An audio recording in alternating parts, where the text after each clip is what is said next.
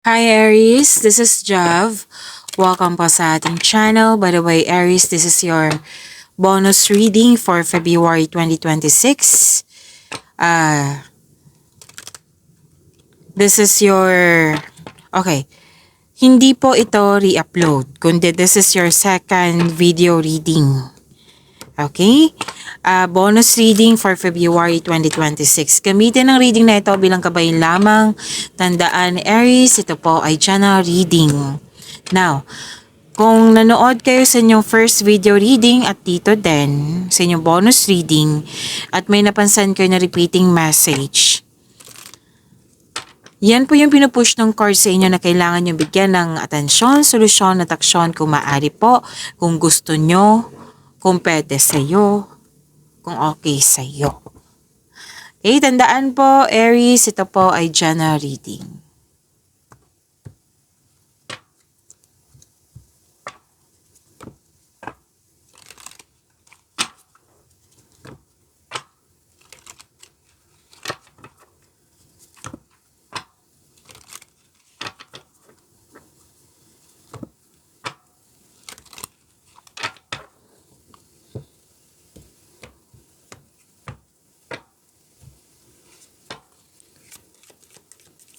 Maraming salamat po sa mga hindi nag-skip ng ads. Subscribe na po kayo sa ating channel at click bell notification. I-click nyo po para updated po kayo sa bagong video reading natin. Para sa mga gustong magpa-reading po, comment po kayo ng personal reading and check my reply sa comment section. Aries, sinabi ng card nyo dito na mahabaan nyo po yung pasensya nyo. Kasi mukhang excited ka. Oo, na excited ka kasi dito na gusto mo now na. Pero sinabi ng card dito na habaan niyo po yung pasensya niyo. And makaka-receive kayo ng malaking pera, Aries, or ito ay magandang balita. Oo, news, good news or information. At malalaman mo na yung totoong intensyon ng isang tao sa iyo. May importanteng bisita or kayo ay ang importanteng bisita. May balak kayong bibisitahin. May dumating na opportunities. Dalawang card po pala nagsabi dito na magkakaroon ng news or information, opportunity na bibigyan mo siya ng agarang aksyon o reaksyon.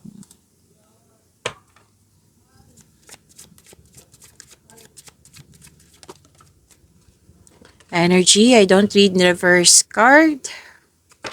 So, tandaan nyo yan, I don't read reverse card.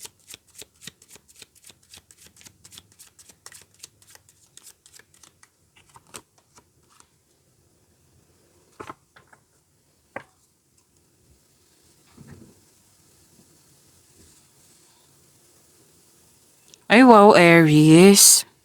So, nabi kasi ng card dito na sobrang ingat nyo sa inyong kaperahan.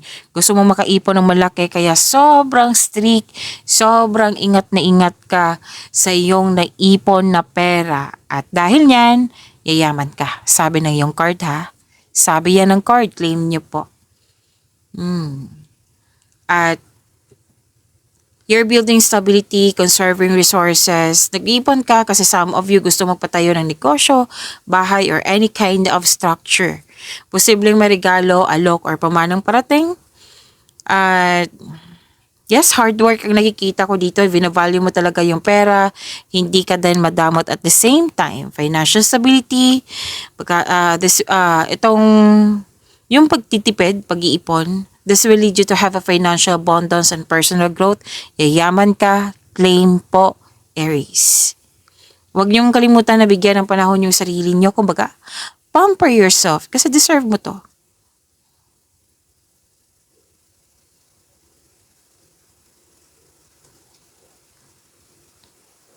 So, dalawang card po nagsabi dito na hard work ka, productivity, puro kilos, busy. Oo, so expect ngayong February, magiging busy si Aries, bagong kasanayan, kaalaman. So, this card reminds you na gustong-gusto mo yung mga ginagawa mo. Okay? Tapos, ano to tagumpay sa kaperahan nitong dalawang card na ito. Taas ng tagumpay po. So, sinabi ng card dito, keep up the great work. Ang ganda ng dalawang card na ito. Aries. So, keep up the great work. Patuloy mo lang magsumikap. So, this is energy kasi. So, some of you nakafocus talaga sa trabaho. So, makapagbigay ng malaking pera sa'yo. So, buhos ang oras mo dyan. Kasi you want naman na magkaroon na, masecure yung future, kaya naging hard worker ka. Very dedicated.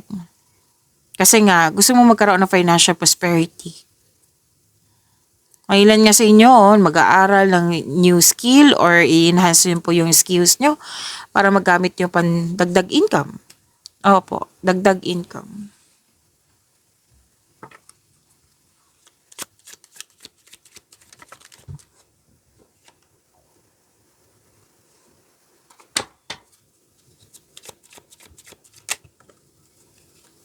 Tumatalon yung cards mo. Aries, malaking pera din to. Sa career and money na tayo. Excuse me, kailangan ko lang mag-burp.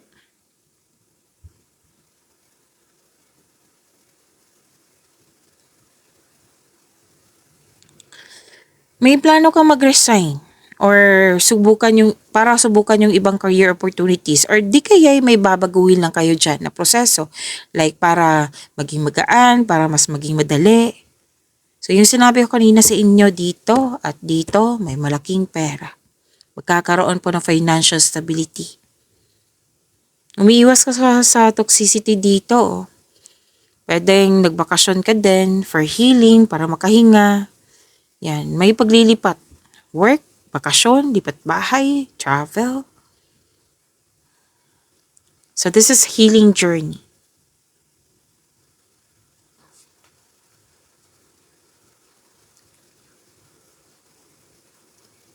So opportunities na magiging excited ka kaya tumatalon yung cards mo kanina. Yung opportunity po naka-align sa passion nyo. Very excited ka. At from here to here, apat na card, busy. So prepare yourself ngayong February 2026, magiging busy si Aries. At paalala ng card nyo dito na i-prioritize mo yung task mo na may time management. Yan, importante yan, time management. Kasi mukhang may deadline or nag-promise kayo or pwede nag-expect yung tao. Tapos makakatanggap din kayo ng magandang balita.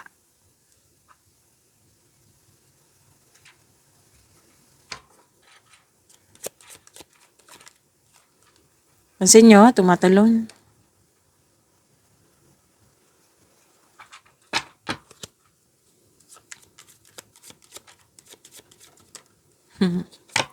Tumatalon talaga yung cards mo, Aries. This is about your love life, self-love, partnership, and romance.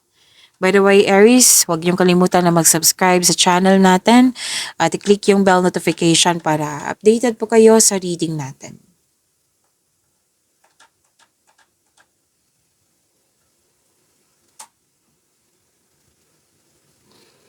Nag-spend time ka sa mga taong nagbigay ng inspiration sa iyo and motivation.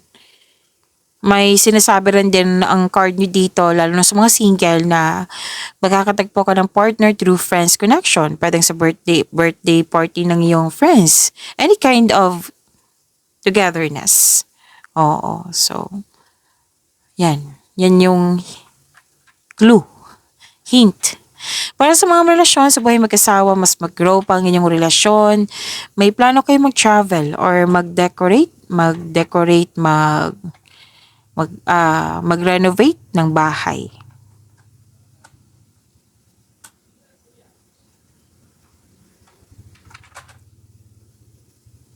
May nakita lang ako dito, Aries, na anong tawag dito?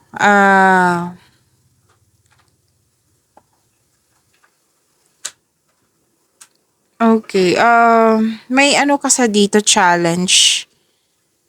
Oo, pwedeng naalala mo to kasi loss of connection. Sabi naman ng card dito na huwag kang mag-alala kasi magkakaroon siya ng new direction. Okay, you have to move forward. Oh, ang ganda nito. Sabi kasi dito na sa mga marelasyon, at the end of the day, sa buhay mag-asawa po, at the end of the day, love and happiness overflow. Sobrang satisfied sa inyong relasyon. Kaya yung plano nyo na mag-relax, magbakasyon, andito pa rin. Andito pa rin, mag-relax at mag-enjoy. Kasi abundance ang nakikita ko dito. So masaya kayo kasi may natanggap kayong malaking biyaya. And your health is improving also. Happiness ang nakikita ko dito. So claim nyo po, ang ganda nito. Pag-imanin niyo po yung blessings na binigay sa inyo, Aries. See you tomorrow. Maraming salamat po.